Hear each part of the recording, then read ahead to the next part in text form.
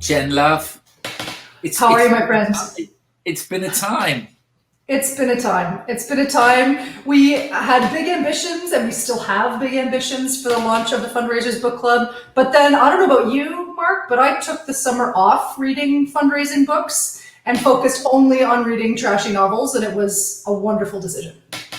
I spent the summer basically working, and I haven't read anything. This is the first book that I've actually sat down and read for, I can't remember the last time. A few audiobooks I'm listening to at the moment, but yeah, this is my first time sitting down and looking at books.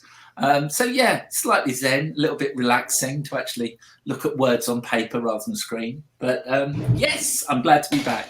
Yes, and so we are back, and we're going to be back more frequently. And today's book that we are going to be talking about is the one and only Asking Properly by George Smith. Yeah, and adorable dog. So Mark, can you just set us up a little bit and set some context for the book, the author, the subject? What are we looking at here?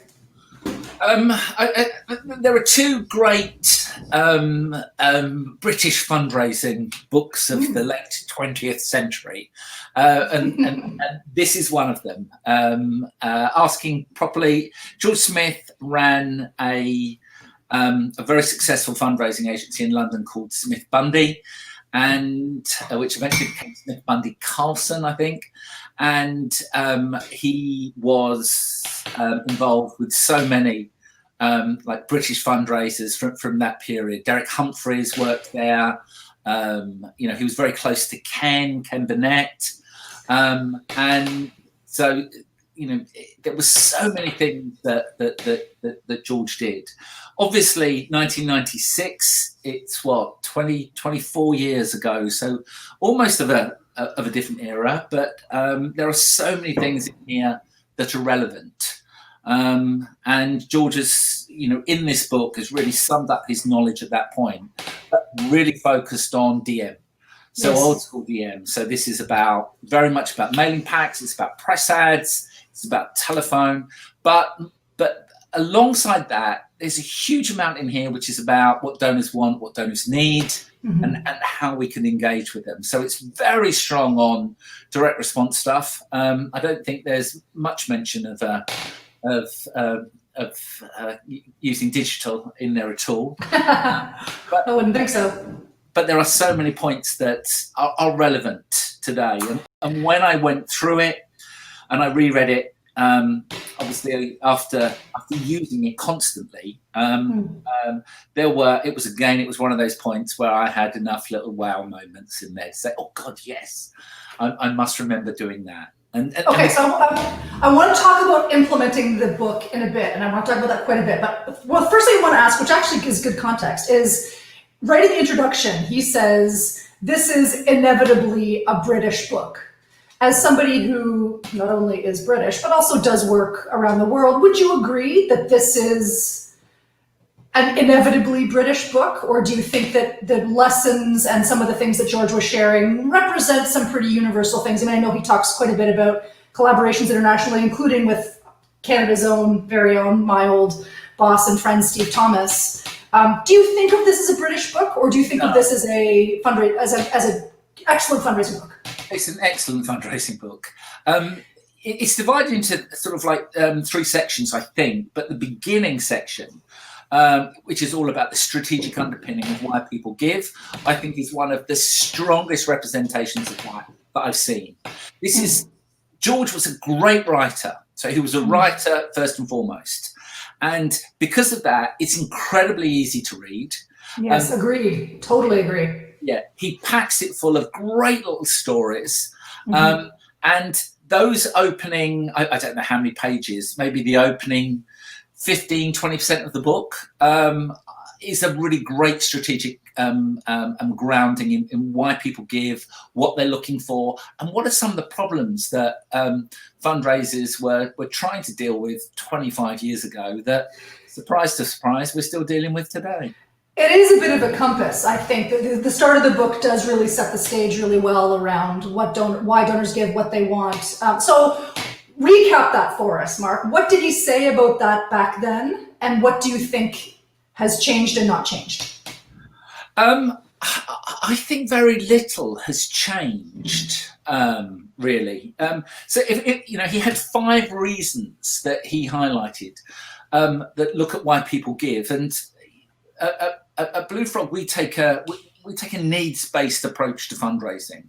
We look at what donors' needs are and how we can answer them.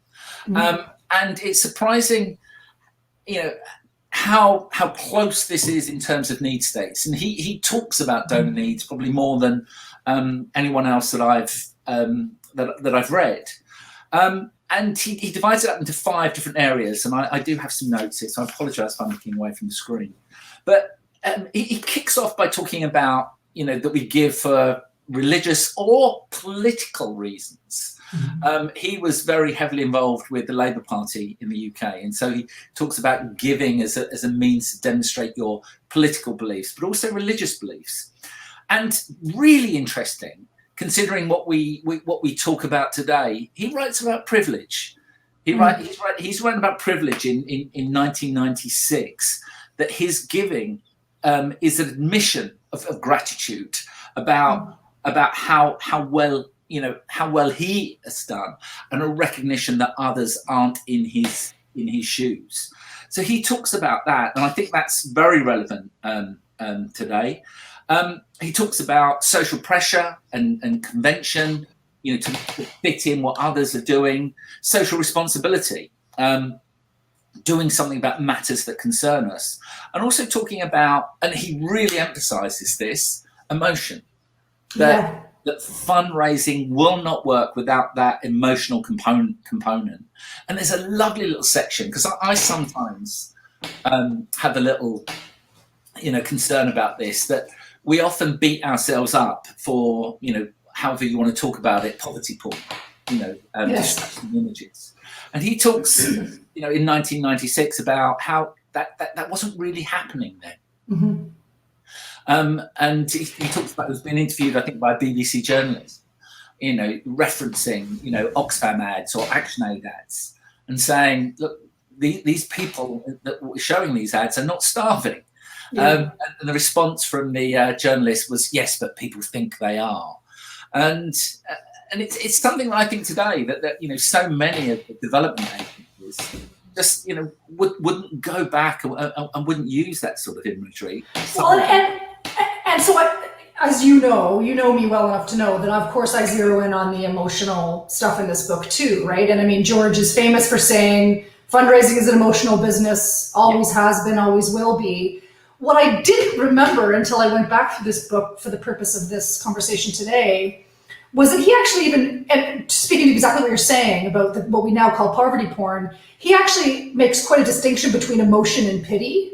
Yes. And I think that shows a certain level of, we would never use the language of emotional intelligence back then, but I think that's fundamentally what emotional intelligence comes down to, is being able to distinguish between the difference. And there is a difference. And if you're a fundraiser and you're working with the intention to generate emotion, create feelings in people and inspire them to act, that is very different than pity. And I was actually it was one of those moments where I sort of thought, oh yeah, even in 1996, there was no language for this necessarily, or not quite as ubiquitous maybe. But that shows a certain level of understanding that I think many people struggle with even today, that understanding and distinction. And he was already kind of manifesting it a little bit back in those days. Yeah, and it's the focus on a shared humanity.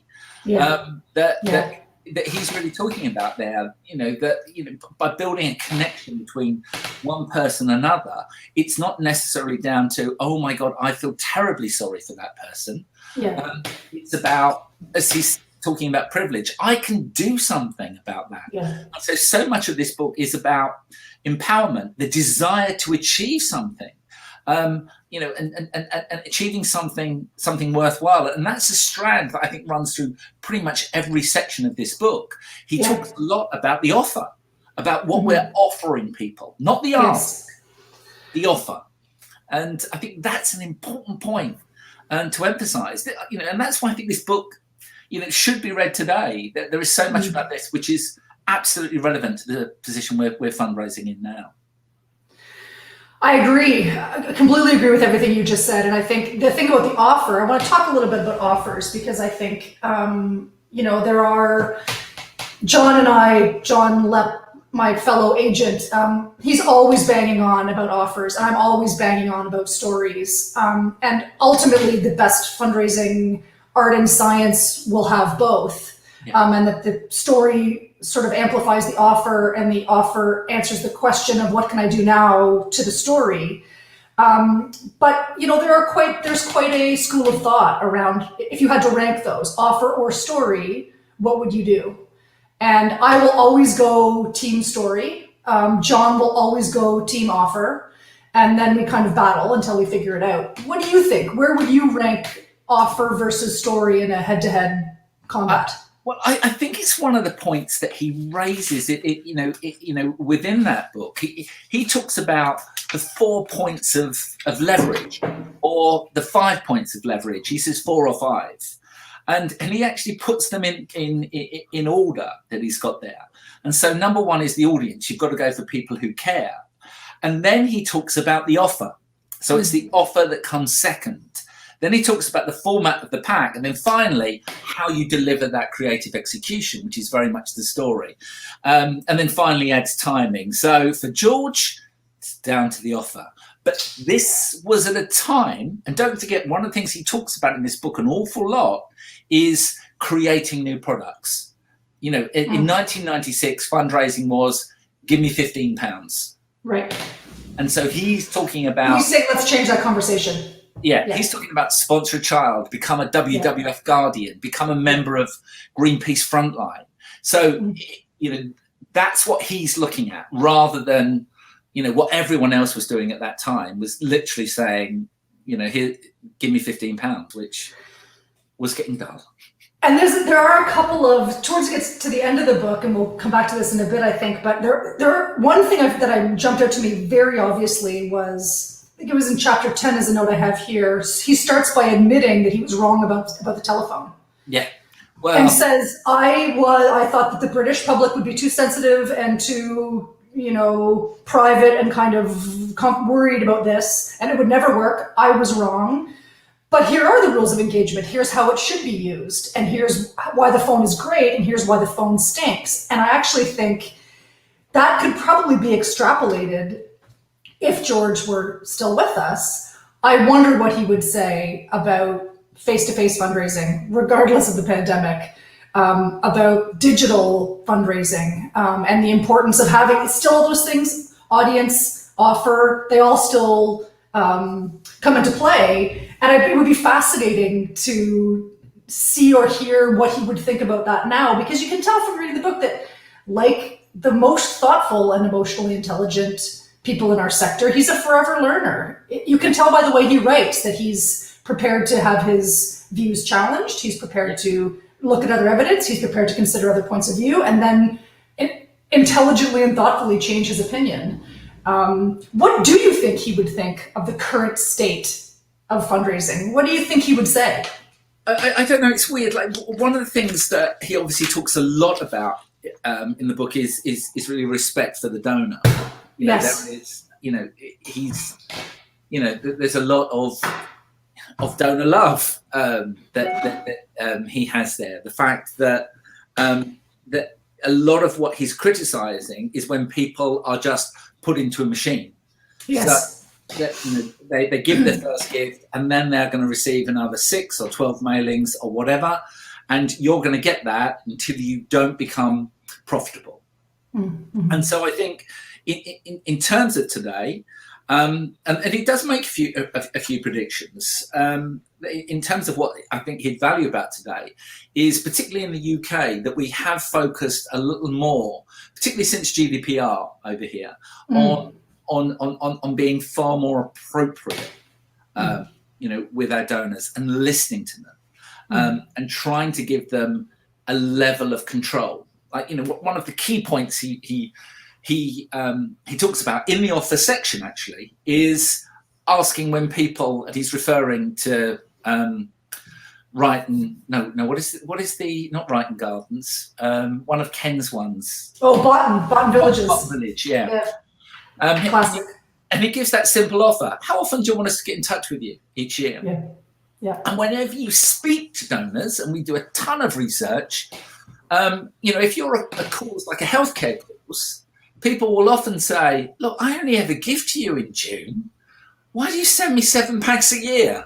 And then you speak to them, why in June? That was when my wife died. And I give to you that. So I think it's that side that, particularly in the UK now, we are being much more considered about when we mail. Like we've just done we've been doing this constant research into why donors give in the times of coronavirus, and donors are still telling us you're not mailing that much. And what we've heard in the latest round, they said, yeah, but the other thing is you've been quite quiet for the last 3 or 4 years, going back to GDPR, really, right.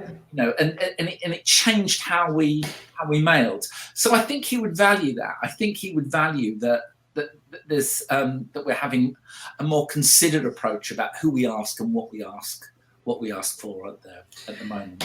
And I think it's such a fascinating time to have this conversation, because I think there is, with the increasing sophistication, professionalization, tools, software systems, all these things that we can do to make the donor experience great, I remain constantly flummoxed by organizations who don't plug intelligent thinking into their artificial intelligent systems. So they ask questions like, let us know, how do you feel about how often we communicate with you? Too often, not often enough, just the right amount. Are you really going to do anything intelligent with that answer? Of course you're not. No, of course not. That's not even the right way to ask the question. So I'm, as a longtime, forever advocate of emotional intelligence, John and I are having a lot of really interesting conversations about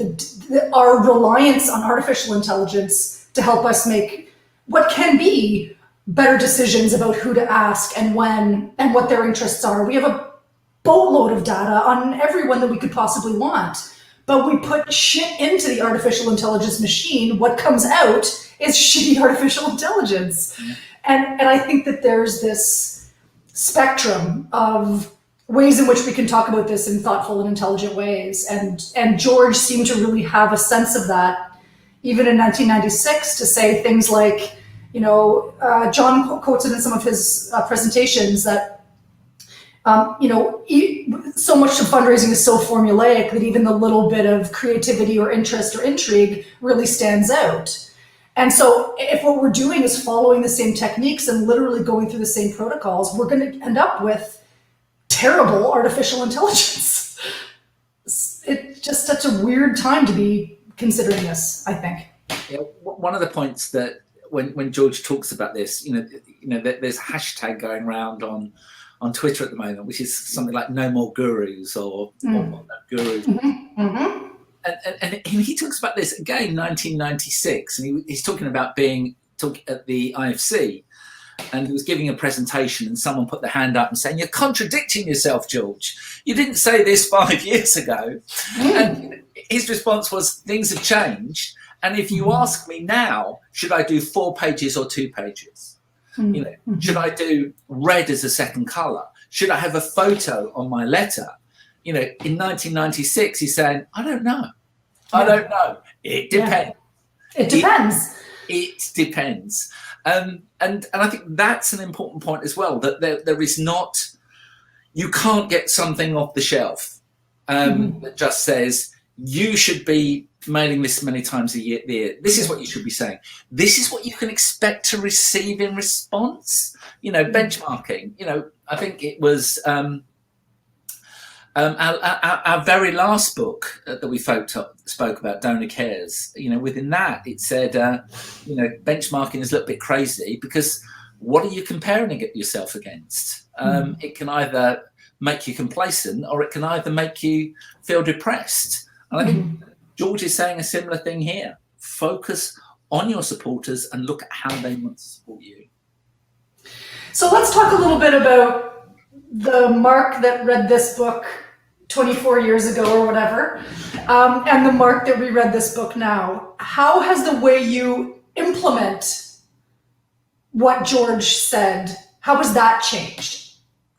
I think me, it would be further go back than that. I started at ActionAid in about 1988 or 1989. I think we'd all like to see some photos of. I've got photos. I was much better looking then, and George Smith used to be the agency that ActionAid used.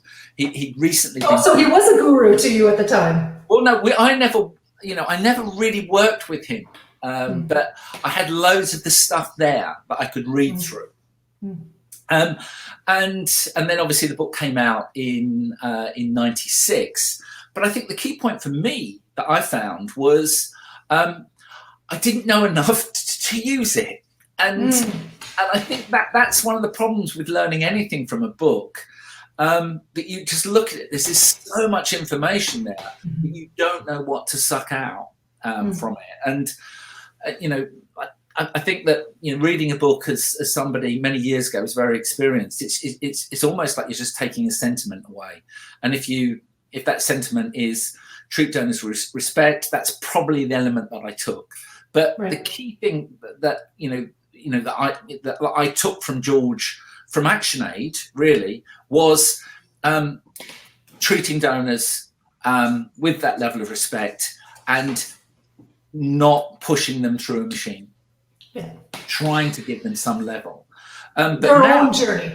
They have that they have their own path and their own journey, and that our job is to be there and maintain a thoughtful, intelligent communication and correspondence with them, so that when they're ready to give, they will, and when they're ready to hear the impact of their giving, they are, and when they're ready to consider the ultimate legacy gift to their organization, that you've done the work to do that thoughtfully for them in their lives. Yeah, and I agree. And it's one of the things that he talks about in the book as well. He says, why do we describe them as supporters? You know, when we do a mailing and we might get a 10% response rate or even worse. You know, what you've got is a file of 90% of people who don't support you. You know, getting back to data. You know, the lucky thing about ActionAid was every single person that we had in our file gave a regular gift. So, you know, we had about, 180,000 regular givers back then. And so there was a level of engagement from everyone. But it's absolutely right. You know, it's people are trying to do something that their giving is something for them. And I think there was a line that, you know, we shouldn't necessarily be looking at our fundraising as simply, you know, almost like a function of marketing or sales, you know, when we're holding so much money. What we should be counting is the hundreds of thousands of dreams that we're helping to make come true. That's the level he's speaking at, you know, which again sits incredibly well today. In terms of how we're working. But again, written by this bloke from Southeast London, where I'm from as well, where we talk like that, 25 years ago. I think the thing for me, and I mean, I was working at Stephen Thomas in 1998. It was my first real paid job in fundraising. I'd been a fundraiser by default for, you know, family history stuff for years before that anyway. So I remember, George and Ken were kind of the titans of our industry, and I was very impressed that they were the colleagues of my sort of teammates and fellow fundraisers. And the one thing that stuck out to me back then as a brand new budding fundraising writer, which is still true for me literally every single day, is that all good fundraising should sound like someone talking. Yeah. And I mean, I took that to heart. I read letters out loud. I make other people read them out loud to me. I want to listen to it as if it's someone sitting down and telling me a story and inviting me into this conversation. And so much of what our charities on this planet send out to people sounds like it was written by committee, because it was, and has been edited by 15 people because it was, and has this very robotic, I'm imparting this information onto you. I'm telling you, I'm giving you a great offer and a 2-line story, and I'm repeating that call to action 3 times. And if you don't give, that means the formula is broken. And I just think there's so much room for us to actually look at our fundraising, and not just direct response especially, but in case work, in legacy work, in capital campaign work, in major donor work. Donors want to know that they're being spoken to by another human being with thoughts and feelings and values and concerns and worries.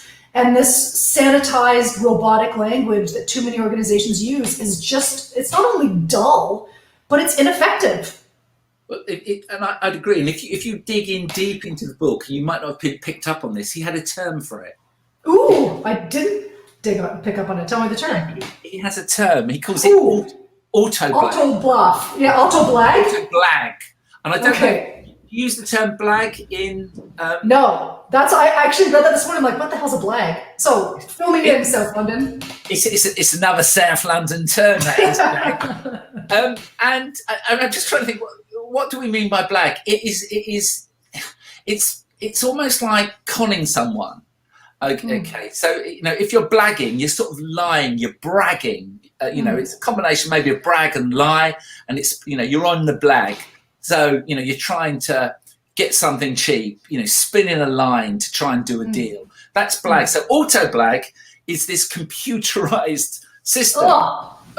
Where you're just delivering that, almost like cliche copy, cliche after cliche after cliche. And he says around that section one very important point, and he says, if the people who are signing off your work are comfortable with copy, you're failing. Wrong, yeah. And that Tom Ahern took that page out of that book, and Tom says that all the time. If this gets approved easily by everybody who's read it, then something's wrong, because it means it probably hasn't pushed in the right directions. One thing about the 90s, terrible indexing. Auto blag should totally be in this index. Is there an index? There is, but it's a little thin. Okay. Not to criticize, not to speak ill of the dead, but it's a little thin. Unless it's under a blag. No, it's not under auto or blag. It's on the list of the 5 deadly sins of copywriting. Auto blag. So it's on there, along with polysyllables, tautology, and I can't. You sound better with a British accent. What tautology? Polysyllables and tautology sound crappy in Canadian. Sound even worse in Irish, though. When you say you do sound, when you say tautology, you do sound a bit like Austin Powers with his tautology, governor. Okay, so polysyllables. What's tautology? Let's hit the 5 deadly sins. Is that 5 or 7? Okay. Well, you've got polysyllables, which is saying very, very long words. A short word will do. Yeah. So it would be saying things like approximately rather than about. That's an example. Short down. 2 is tautology, and that's words that aren't needed. So, for example, if you're talking about a nuclear disaster, you don't need to say a major nuclear disaster because there aren't minor ones. Nuclear disasters, gotcha. Yeah. Then obviously you've got auto blag and everything that goes with that. Jargon, and obviously chucking jargon out the window, which is another one. Gumming together all the brand phrases. So we have internal jargon and external. And so that's another one. So avoid those cliches. And it's coming back to your point, not writing in the first person, not inviting that one into the story. So there you go. And I think that maybe, back in the days when I first started writing in this business, we didn't have track changes. We didn't have any of those kinds of tools that made it easy for 16,000 people to edit someone else's work and kill all of our darlings. And I actually would put it out there that I think track changes is worse than all of those. I think track changes is the worst compared to any of those. Because in some ways, track changes amplifies all those other things. Track changes makes all those other things worse because everybody gets to weigh in with their ridiculous opinions. Anyway, yes. I reel on with track changes. Let's talk a little bit about his predictions. What were the predictions that George made that you think or that you see having been manifested or manifesting? Okay, yeah, let me just, I've got to go through my pieces of paper because I did write these ones down. They have an app for that, Here we go. Predictions. Here you go. So he was talking about that we would be communicating less, but we would be doing it better, was number one. That was his prediction for now. So we wouldn't be mailing, we wouldn't necessarily be going out just constantly asking, and they were better communications going out. Number two, going back to the earlier point I made, we'd be looking at product development, creating ways for people to give that wasn't just give me £15. He predicted asking for larger gifts, so everything we've seen in mid-value. Mid-level, yep. Yeah, that's definitely gone on, improved. And also, he spoke about we would be more focused, and this is going on to Ken's work, building better relationships. And he defined it, that we need to remember that we are part, as fundraisers, part of the human relationship. Asking for help is simple, but we've made it too complicated. We've dehumanized it, and we've also rendered ourselves the object of social suspicion because we've not necessarily engage people. Man, was that ever crystal ball time right there? Holy. Yeah, like we've made people question our motives. And our overall integrity. Yeah, and we don't, and we don't value that. So they were those predictions that things would get better. Some things he's right about, but others, he possibly would be a little disappointed that we. Well, and he did. So a couple more things to wrap up here. He did his two great priorities near the end of the book were ones that I think hold special resonance for you: monthly giving and legacies.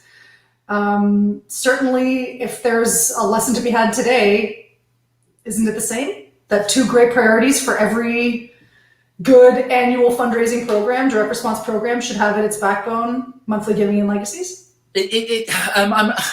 Legacies 100%. Monthly giving, we have hammered that. We've actually flogged that. Yeah, that's probably a continental thing too. So long in the UK that we've reached about 33% of donors give via a DD, and we've got to the point now where when I say DD, I mean a monthly gift, a direct debit, and we've got to the point in the UK almost where if people are going to sign up to a new direct debit, they're going to cancel another. They could chuck one, yeah, for sure. Yeah. And it seems about 5 or 6 is the magic number. And once someone gets to 5 or 6, it starts becoming something they become aware of. So if you've got a great offer packaged within a monthly gift, 100%. But just saying, give me £3 a month, no. That really does not work in the UK anymore. So, and then legacies being... Legacies are amazing. Yeah, right now.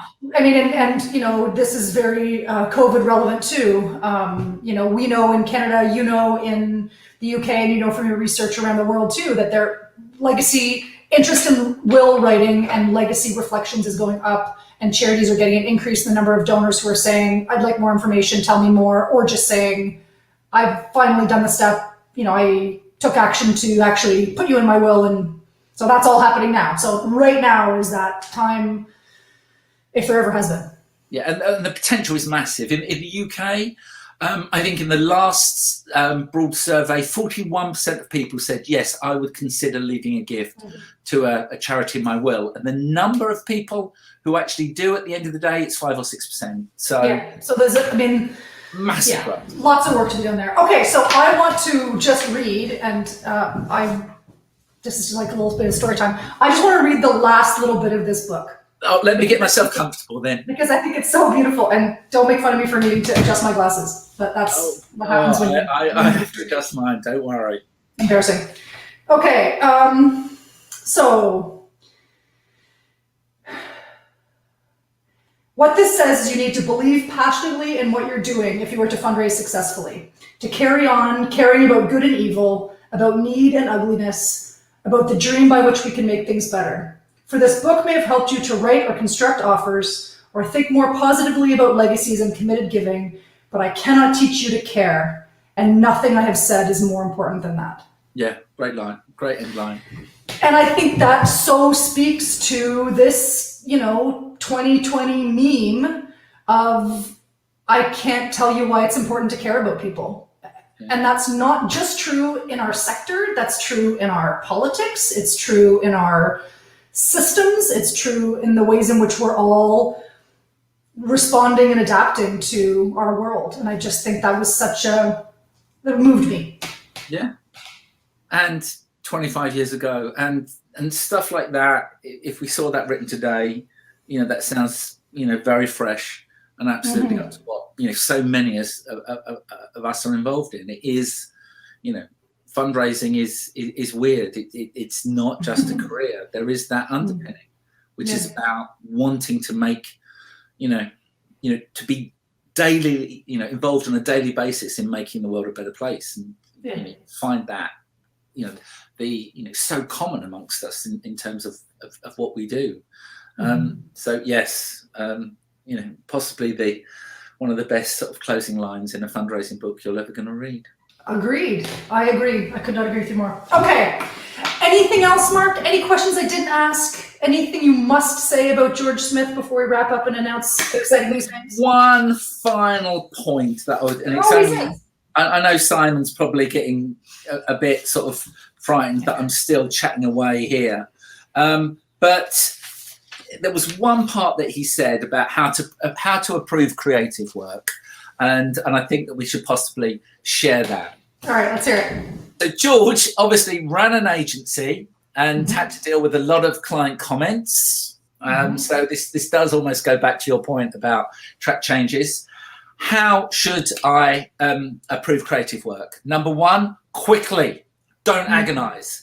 Go for your gut feel. That's what you take. Number two, there are 3 questions that you should answer yourself. Is this factually accurate?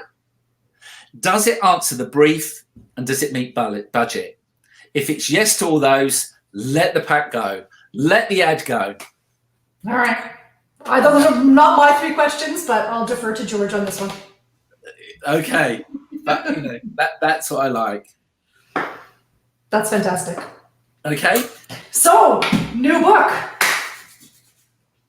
So the plan is that we are going to release this episode, and then in advance of the next episode, we are going to be sharing with you exactly our plan for the next one. And the next book we're going to read is going to be The Art of Asking by the one and only Amanda fucking Palmer. Absolute delight. Some folks may know Amanda from her TED Talk. Which is terrific and is actually, as she says quite early in this book, she did the TED Talk first and then wrote this book as a kind of a follow-up or the sort of culmination of her ideas. So we want everybody to join us in reading this book. Although, Mark, are you going to read this book? I've started listening to this book. I downloaded it as an audiobook because obviously she was a musician. Dresden, is it Dresden Dolls? Dresden Dolls, yeah. And then there was another one before that or after that. But yes, she was in Dresden Dolls. And so if you listen to it as an audiobook, you get music as well. So everything's interspersed with tracks that she's actually singing rather than just the printed word. And so that's what I'm listening to at the moment on my bike rides and as I drift off to sleep at night. So I think we're here to encourage you to read along or audiobook listen along and join us for the next Fundraisers Book Club. Watch your social media channels and pay attention to our wonderful hosts at Fundraising Everywhere who are sharing this on Fundraising Everywhere TV and also in their various social media platforms, as Mark and I will too. So stay tuned for more on that. Mark Phillips, lovely to see you. Chen Love, always lovely to see you. See you soon. See you in about a month. Take care. Bye-bye. Bye.